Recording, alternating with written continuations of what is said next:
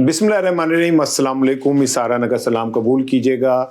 इसाराना YouTube channel और Facebook page पे आपको खुश आमदीद कहता हूँ। ढेरों दुआएं आपके लिए, पाकिस्तान में रहें, पाकिस्तान के बाहर रहें, हमारी दुआओं के साए में रहें। जूंदे वज़द रहो, खुश रहो, शाद आबाद रहो। आज 5 फरवरी है और 17 शबान है और 23 माघ है।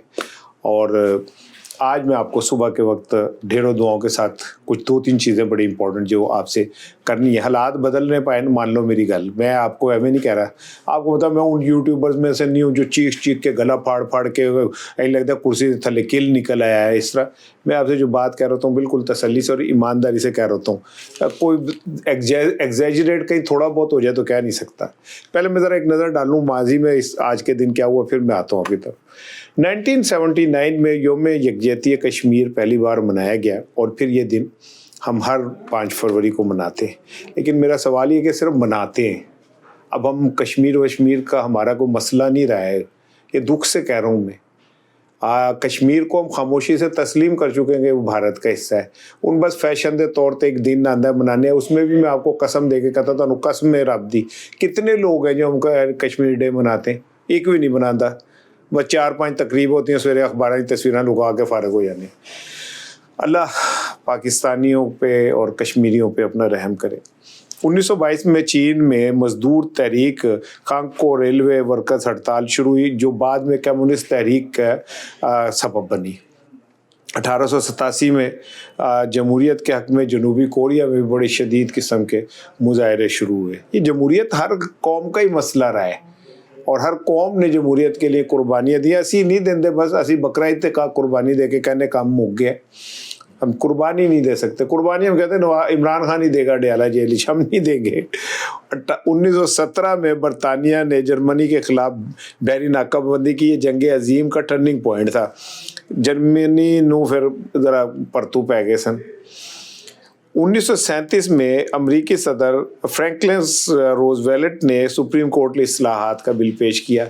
ये हमारे ही नहीं हो रहा खाली इस्लाहात, ये दुनिया में होती रही है। हर ताकतवर ने अपनी मर्जी से कोशिश की कि अदलिया उसके हक़ में चली जाए, लेकिन अमरीकी जो के लोग जो थे वो ज़रा थोड़े डाढ़े थे, तो कोई इस तरह का नहीं होने दिया कि जनाब जिदा जो दिल करे मुँह चुक के कर ले, मुझे जनाब अली मैंने कोई नहीं पूछ सकता था। इस तरह ये वो ऐसा नहीं होता।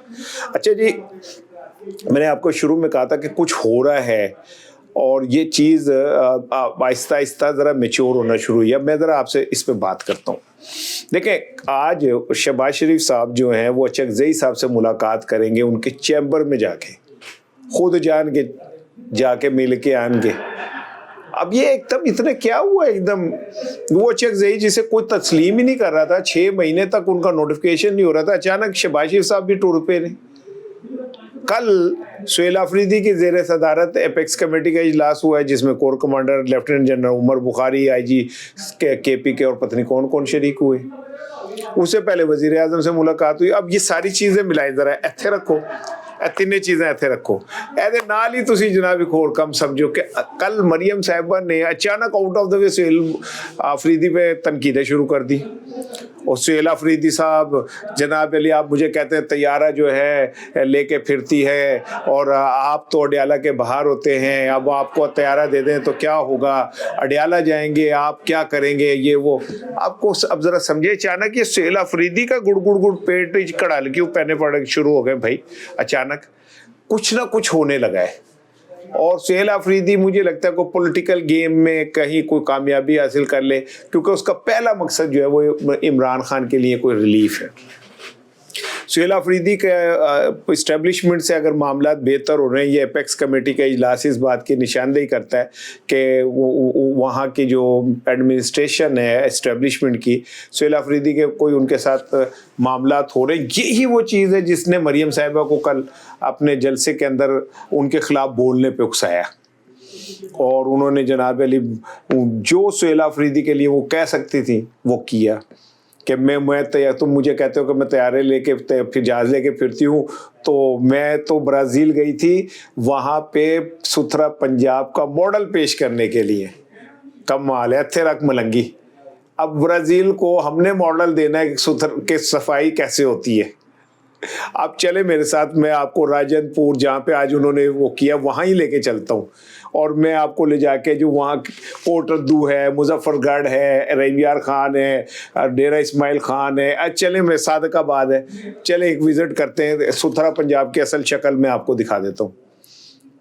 پھر میڈم سے پوچھے جناب وہ جو جاپان گئی تھی آپ, وہ بھی کوئی پروجیکٹ ہی لے کے گئی تھی آپ, اور یہ جو چین جا کے آپ گئی تھی تو چین بھی کوئی پروجیکٹ لے کے گئی تھی, اور یہ جو کہتے ہیں لوگ کہ جی کارڈ بانٹنے کے لیے آپ کیا نام ہے سرکاری طیارہ لے کے گئی تھی, تو یہ بھی کوئی پروجیکٹ تھا.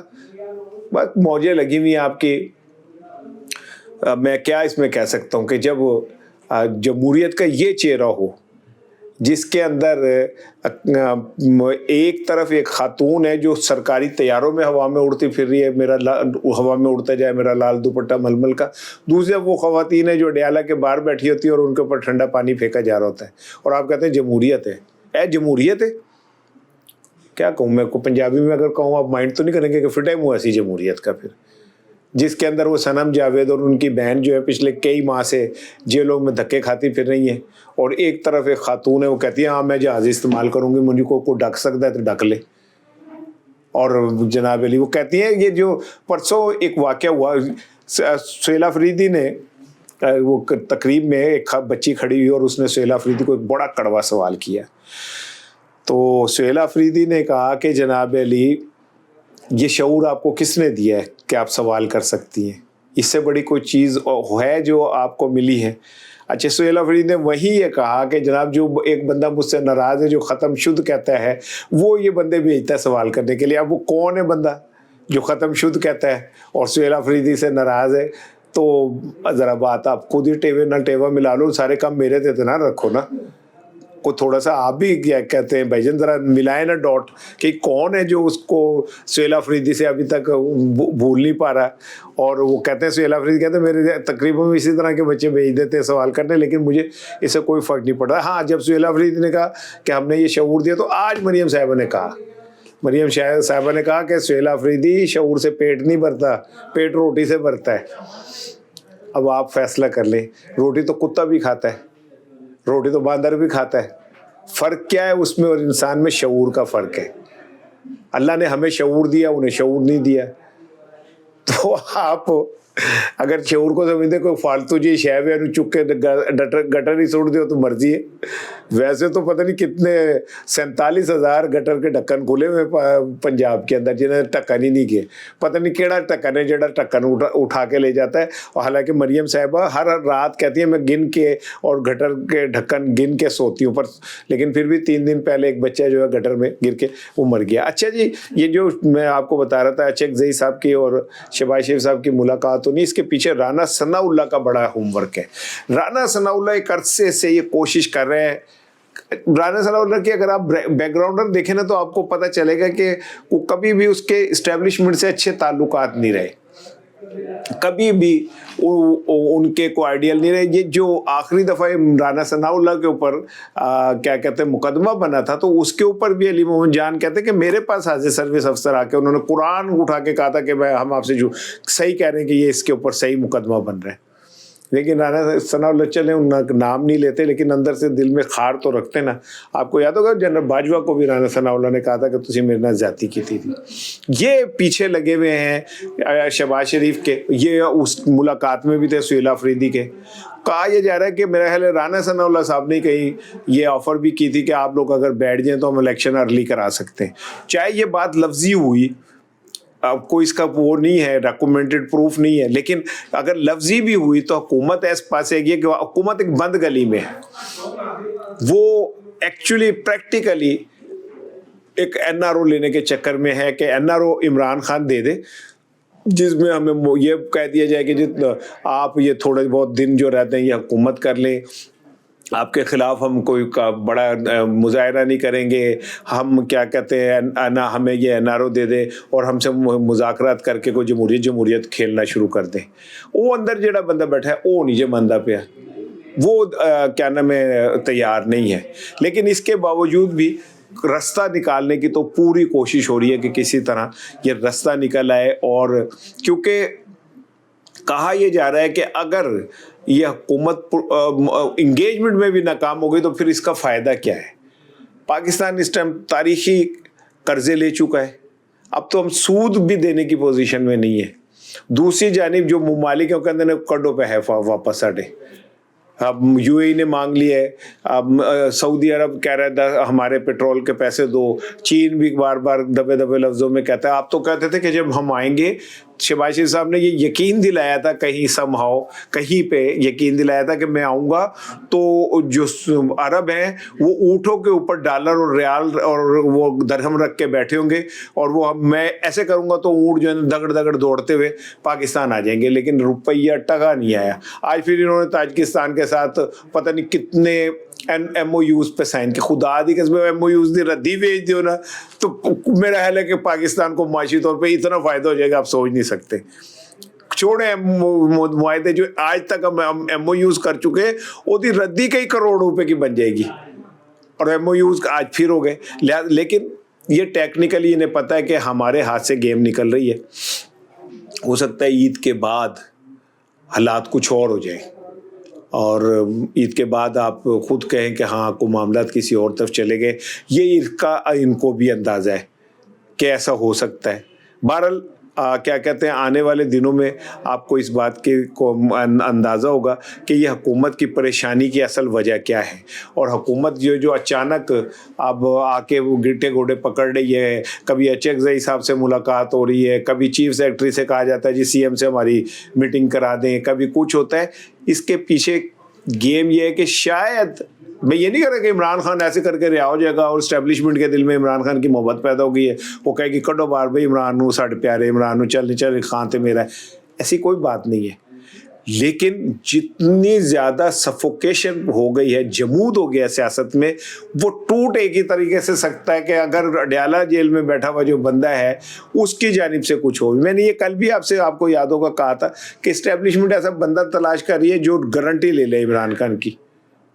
وہ تو بار بار نکل کے, جیسے ہم کے جو پنجاب میں رہنے والے ہیں انہیں پتا ہوگا جب وہ چیز شیرنی تقسیم ہوتی تھی نیاز تو ہم کہتے تھے والو کڑیوں ونڈی تھی شہ لے جاؤ کہ گھر سے آواز آتی تھی. تو ایسے ہو رہا ہے کہ کوئی ہے عمران خان کی گارنٹی دینے والا کو غلط گے بدائی جائے, گارنٹی دینے والا کوئی فی الحال لبدا نہیں پیا. لیکن یہ کہ بات تو کہیں موجود ہے, کیونکہ یہ بات کلیئر ہو گئی کہ پاکستان میں اگر سیاسی استحکام نہیں آئے گا تو روپیہ نہیں آنا, ٹگا نہیں آنا پاکستان میں. اور سیاسی استحکام تبھی آئے گا جب عمران خان جو ہے وہ بیک فٹ پہ جائے گا. بیک فٹ سے مراد یہ کہ وہ کہیں تھوڑا پازیٹیو ہوگا. 8 فروری کو کیا ہوتا ہے یہ تو آنے والے دنوں میں پتہ چل جائے گا, کیونکہ آج پشاور میں جو اجلاس ہو رہا ہے اس میں اب پورے پاکستان کے ٹکٹ ہولڈرز بھی اکٹھے ہو رہے ہیں, پورے عہدیدار بھی اکٹھے ہو رہے ہیں, درخواست جنہوں نے دی تھی وہ بھی اکٹھے ہو رہے ہیں. آج ایک بڑا دھماکہ خیز جو ہے نا اعلان سامنے آ سکتا ہے. یہ دھماکہ خیز اعلان جو ہے پی ٹی آئی کی جانب سے ہڑتال, پی ٹی آئی کی جانب سے مظاہرے, سڑک بند کرنا, شہر بند کرنا, روڈ بند کرنا, جی ٹی روڈ بند کرنا یا اسلام آباد پہ دھرنا دینا, اس میں سے کچھ بھی ہو سکتا ہے. کیونکہ عمران خان کی صحت کے حوالے سے پی ٹی آئی کے ذرائع یہ کہہ رہے ہیں کہ وہ ٹھیک نہیں ہے. آج بھی کل بھی وہ عمران خان کی بہنوں نے پھر ایک دفعہ کہا کہ عمران خان کی طبیعت ٹھیک نہیں ہے اور کیا کہتے ہیں ان کو فوری طور پر ٹریٹمنٹ کی ضرورت ہے.